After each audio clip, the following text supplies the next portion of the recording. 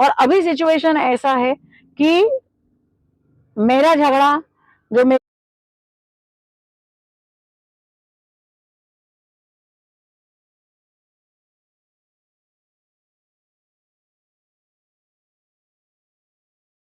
और अभी सिचुएशन ऐसा है कि मेरा झगड़ा जो मेरे पिताजी के मर्डर की वजह से भाई ठाकुर और उनके जो भी उनकी गैंग से, उनके परिवार से चल ही रहा था। तो उनसे तो मेरी जान को धोखा था ही था।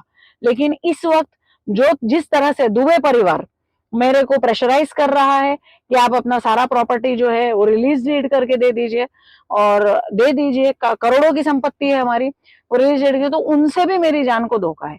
तो मेरे साथ ऐसा भी हो सकता है कि कल को दुबे लोग मेरी हत्या करा दें और इल्ज़ाम भाई ठाकुर पे डाल दें, और ये भी हो सकता है कि ठाकुर गैंग मर्डर करा दे और बाद में हत्या का इल्ज़ाम जो है मेरे दुबे परिवार पे डाल दे। तो कुछ भी हो सकता है। मैं और ये सबसे वेरी इम्पोर्टेंटली मेरी जान को धोखा है। अगर मेरी जान को कुछ होता है तो इसके सीधे-सीधे जवाबदार मैं ठाकुर गैंग को और दुबे परिवार को, दोनों को कहती हूँ, क्योंकि भाई ठाकुर एंड गैंग ये भी इसमें इन्वॉल्व है और दुबे परिवार जो नाला सोपारा का सम्माननीय दुबे परिवार है, ये भी इसके अंदर इन्वॉल्व है। तो मैंने मेरा ओपनिंग कैंसिल किया।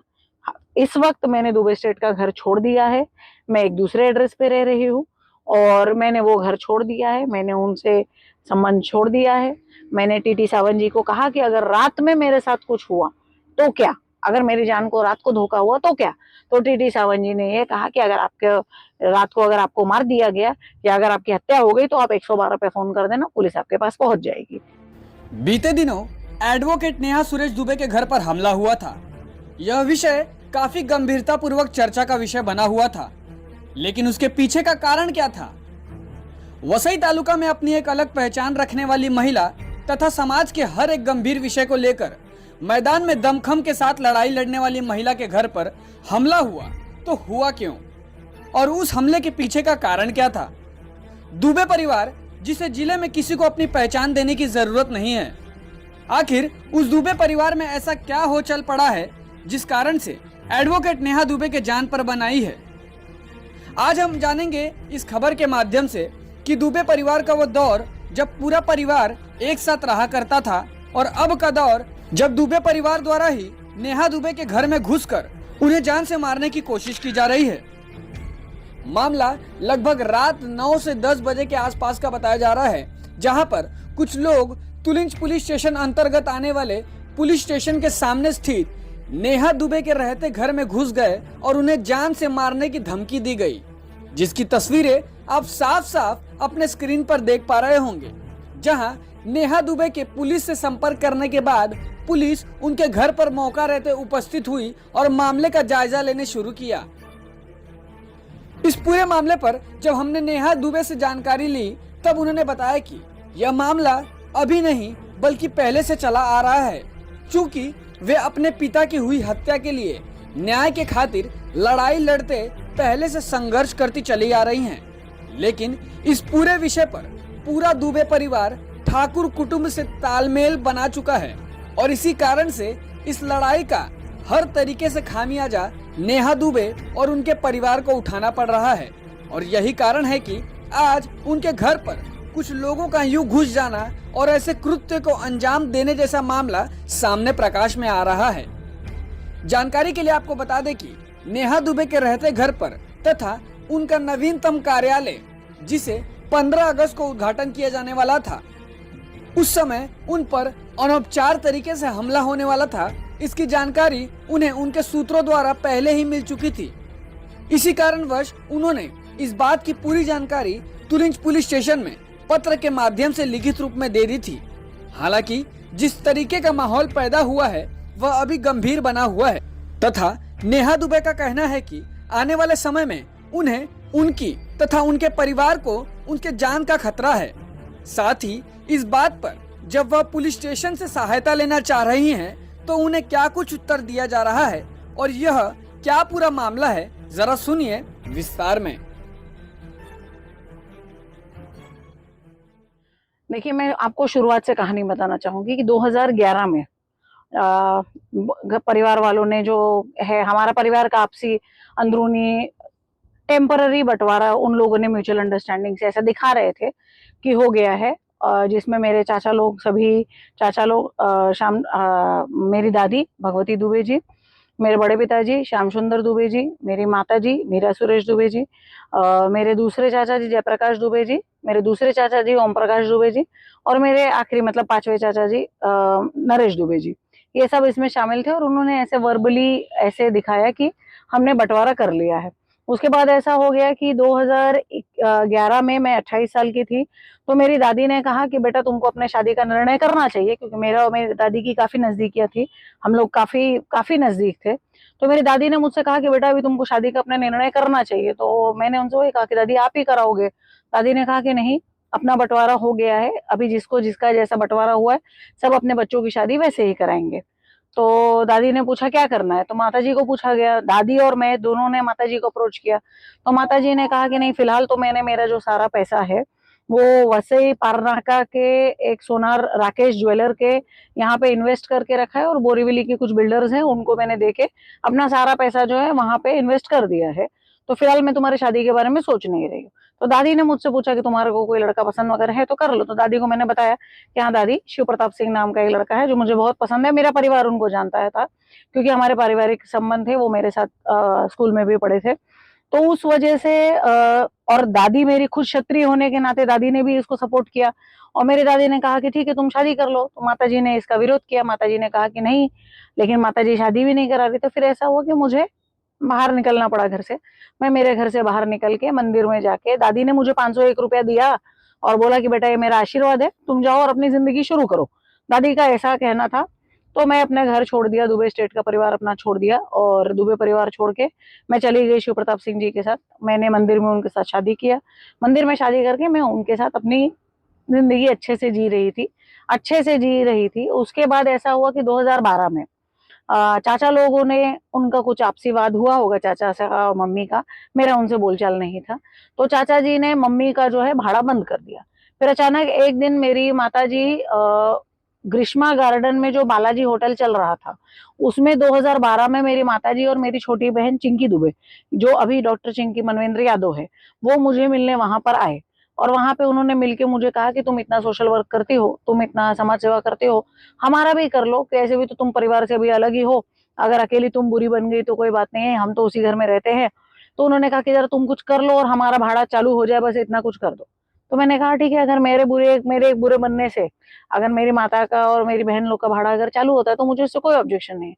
तो कैसा था कि चाचा जी लोगों ने पिताजी के खत्म होने के बाद काफी सारी जमीन, काफी सारे फ्लैट्स, शॉप्स जो है फॉर्ज डॉक्यूमेंट करके, फौजरी करके उन्होंने, चाचा जी ने और चाची लोगों ने वो बेचा था।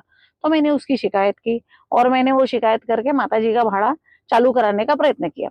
उसके बावजूद भी चाचा लोगों ने नहीं चालू किया, तो माता जी अपना रेंट लेने गई थी चाचा जी के ऑफिस में, जो कि पहले पिताजी का ऑफिस था, बाद में चाचा जी लोगों ने उसके अंदर अपना ऑफिस चालू किया। तो माता जी गई थी उनमें उधर अपना रेंट लेने के लिए। तो चाचा जी लोगों ने उनके ऊपर शारीरिक हमला किया और उनको मारा पीटा।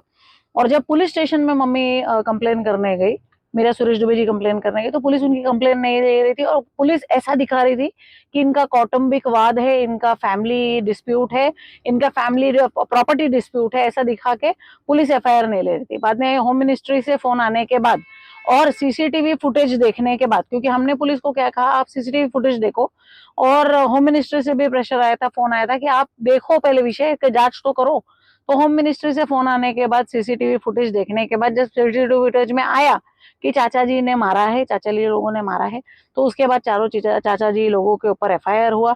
एफआईआर होने के बाद उन लोग जो भी जामीन ले लिए और जामीन होके वो छोड़ गए।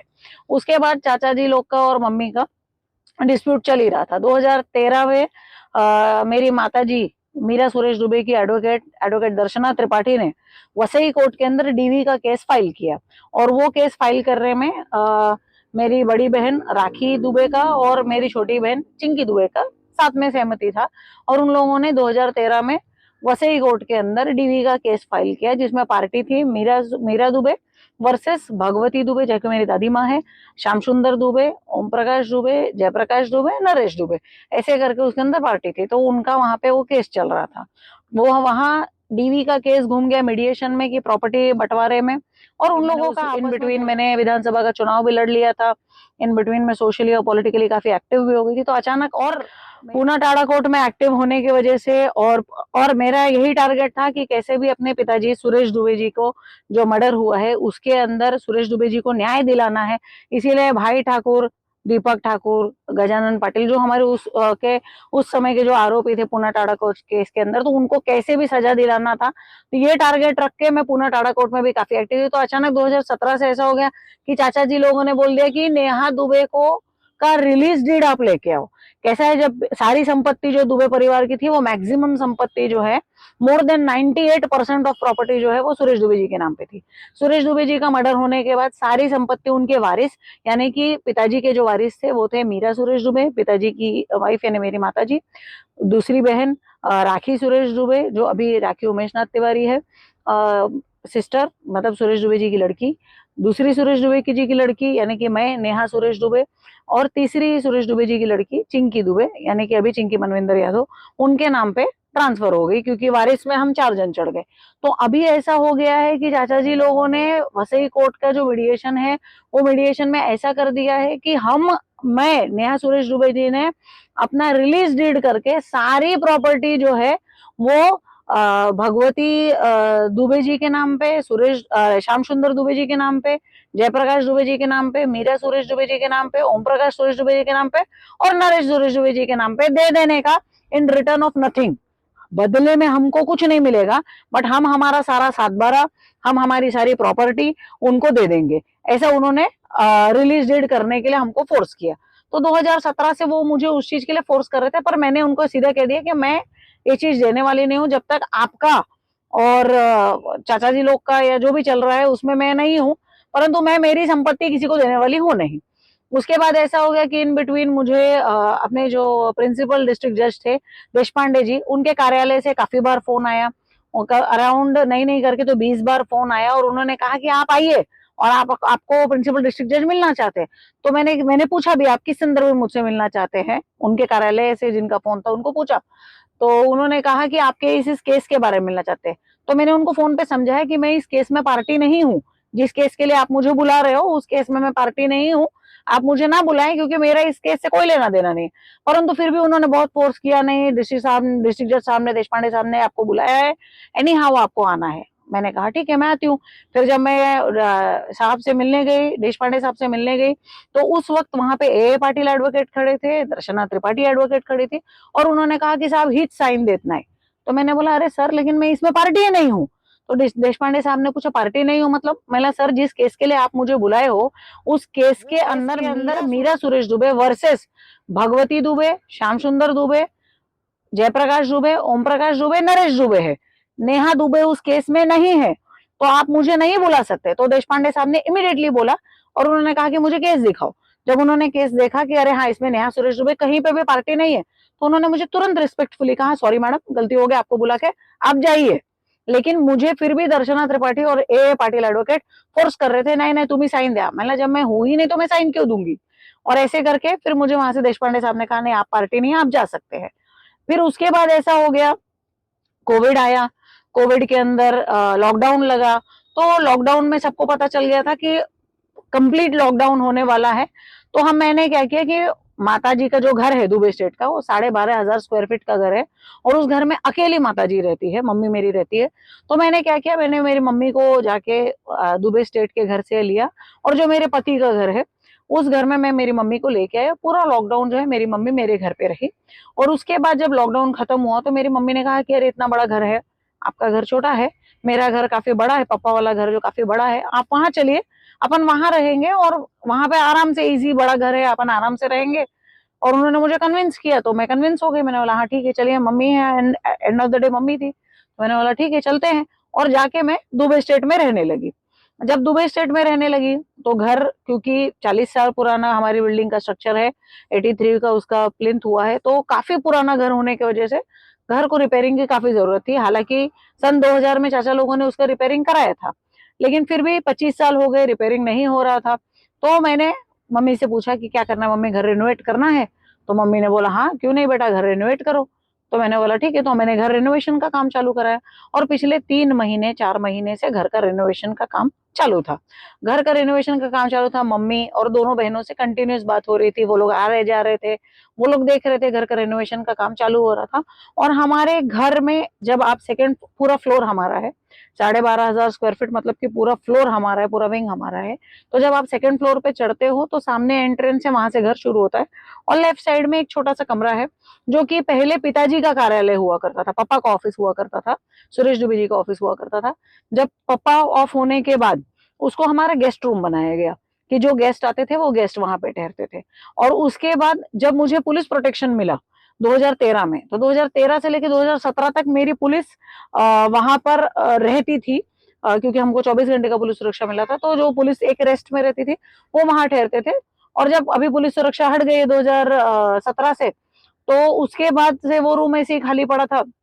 तो मम्मी ने बोला ठीक है, इसको आप अपना कार्यालय बना लो।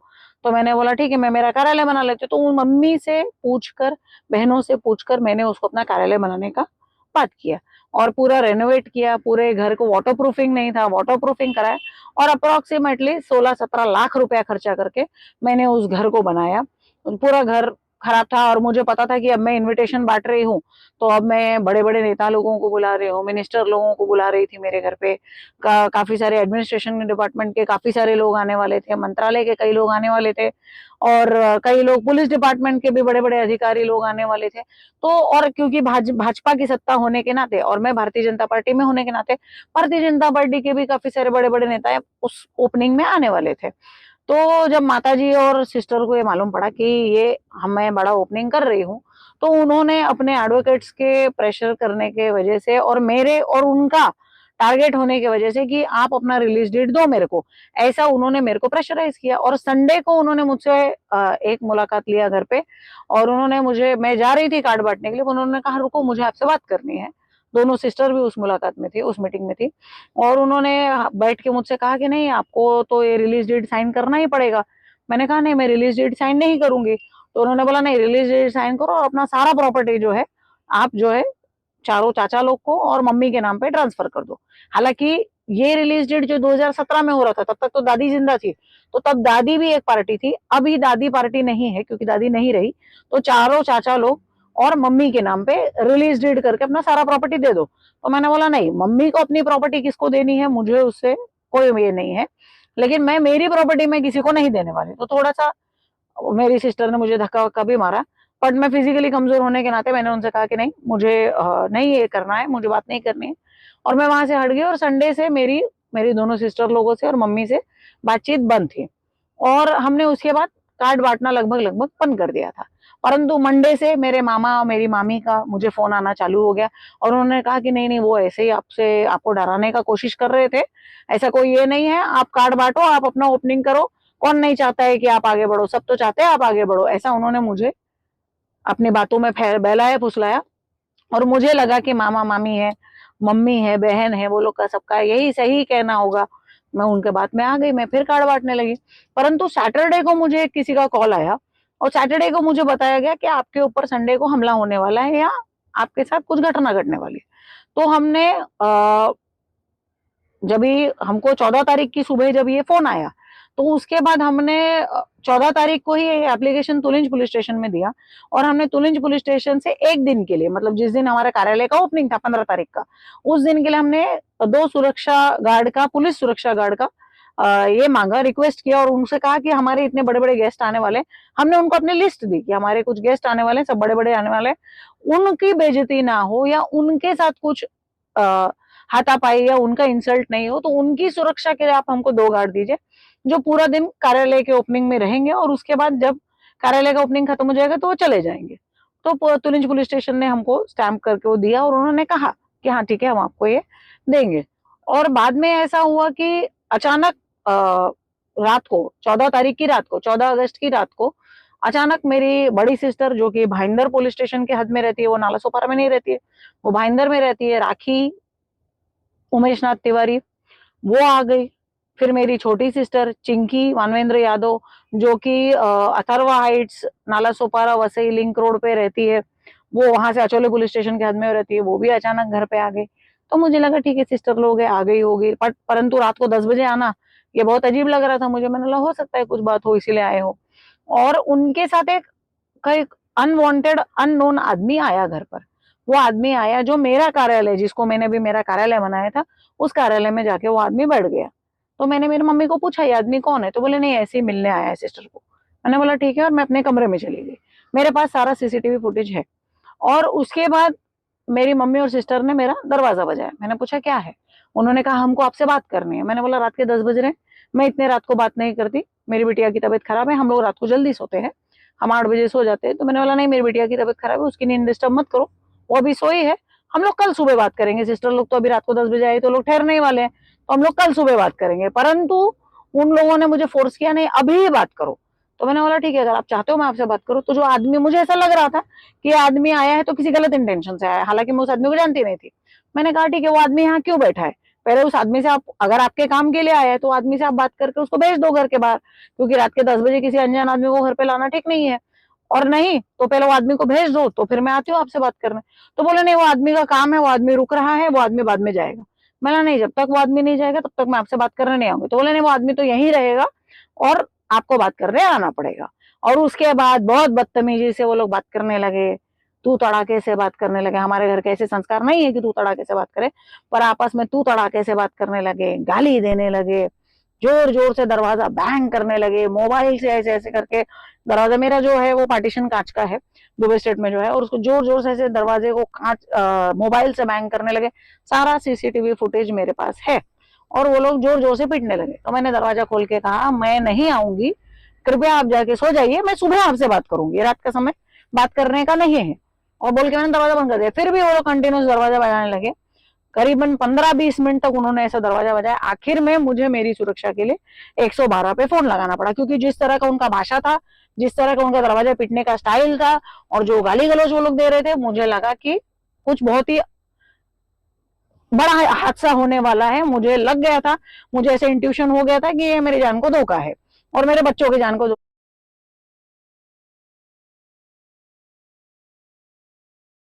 है। वो पार्टीशन कांच का है दुबई स्टेट में जो है, और उसको जोर जोर से ऐसे दरवाजे को कांच मोबाइल से बैंग करने लगे।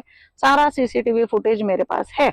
और वो लोग जोर जोर से पीटने लगे। तो मैंने दरवाजा खोल के कहा मैं नहीं आऊंगी, कृपया आप जाके सो जाइए, मैं सुबह आपसे बात करूंगी, रात का समय बात करने का नहीं है। और बोल के मैंने दरवाजा बंद कर दिया। फिर भी वो लोग कंटिन्यूस दरवाजा बजाने लगे। करीबन 15-20 मिनट तक उन्होंने ऐसा दरवाजा बजाया। आखिर में मुझे मेरी सुरक्षा के लिए 112 पे फोन लगाना पड़ा, क्योंकि जिस तरह का उनका भाषा था, जिस तरह का उनका दरवाजा पीटने का स्टाइल था, और जो गाली गलौज वो लोग दे रहे थे, मुझे लगा कि कुछ बहुत ही बड़ा हादसा होने वाला है। मुझे लग गया था, मुझे ऐसे इंट्यूशन हो गया था कि ये मेरी जान को धोखा है और मेरे बच्चों की जान को धोखा है, क्योंकि मेरे दोनों बच्चे जो सोए थे वो दोनों उठ गए, दोनों डरने लग गए कि ये क्या हो रहा है। वो लोग का स्कूल सुबह 7 बजे का रहता है, तो वो लोग जल्दी सोते, तो वो लोग भी बहुत डर गए कि मम्मा क्या हो रहा है, मम्मा क्या हो रहा है। तो उन्होंने कुछ नहीं बेटा, मैंने उन लोग को शांत कराया।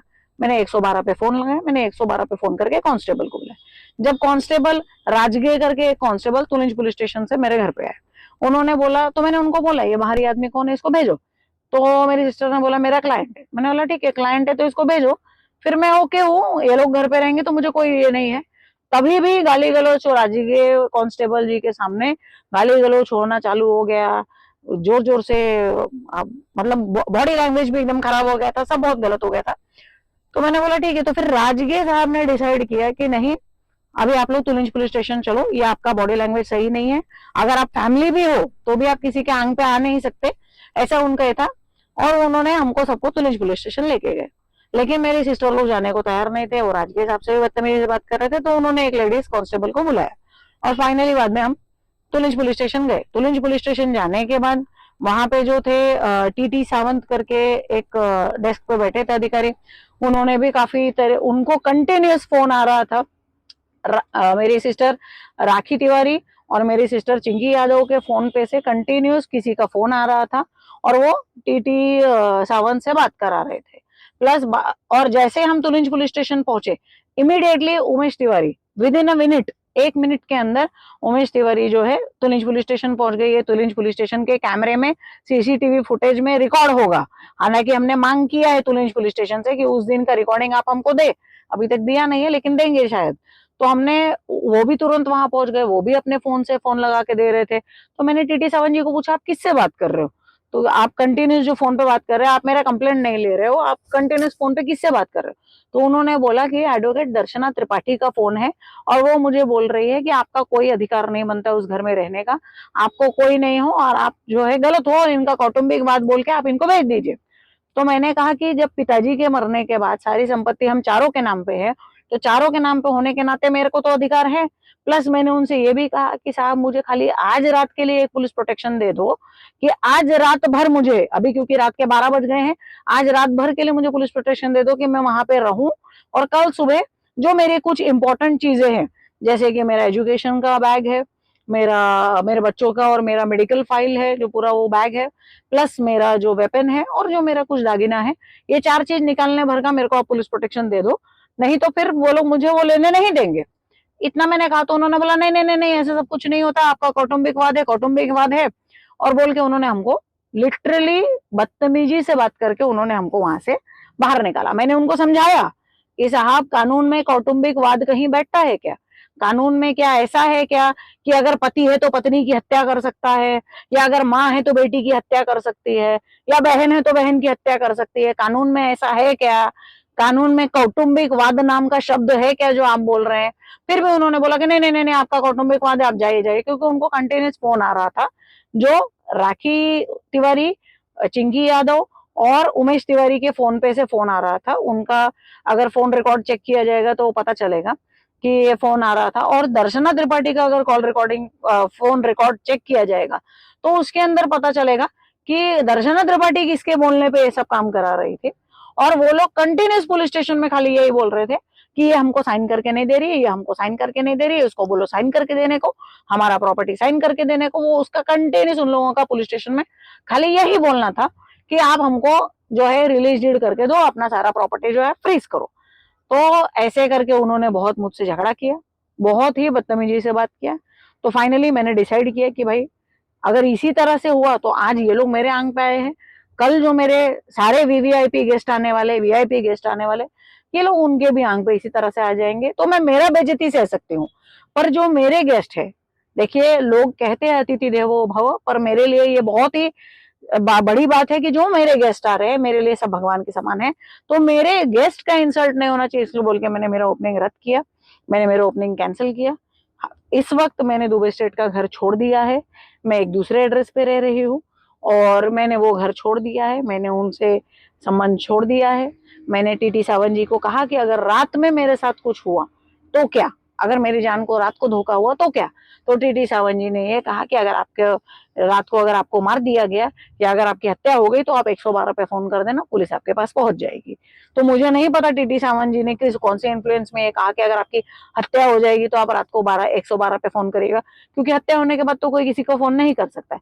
और अभी सिचुएशन ऐसा है कि मेरा झगड़ा जो मेरे पिताजी के मर्डर की वजह से भाई ठाकुर और उनके जो भी उनकी गैंग से, उनके परिवार से चल ही रहा था, तो उनसे तो मेरी जान को धोखा था ही था।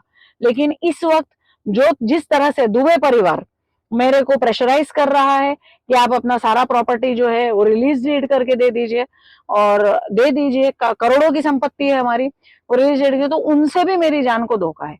तो मेरे साथ ऐसा भी हो सकता है कि कल को दुबे लोग मेरी हत्या करा दे और इल्जाम भाई ठाकुर पे डाल दे, और ये भी हो सकता है कि ठाकुर गैंग मर्डर करा दे और बाद में हत्या का इल्जाम जो है मेरे दुबे परिवार पे डाल दे। तो कुछ भी हो सकता है, मेरा हालत इस वक्त वो चल रहा है।